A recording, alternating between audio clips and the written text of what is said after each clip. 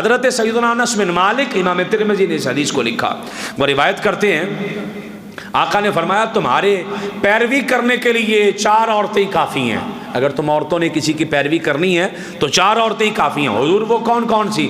فرمایا ایک حضرت عیسیٰ کی والدہ مریم بنت عمران،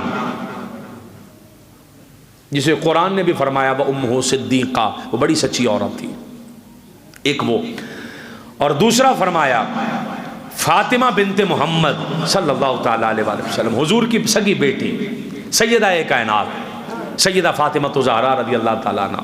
تیسری فرمایا فرعون کی بیوی آسیہ، وہ بھی جنتی عورت ہے، وہ بھی جنتی عورت ہے۔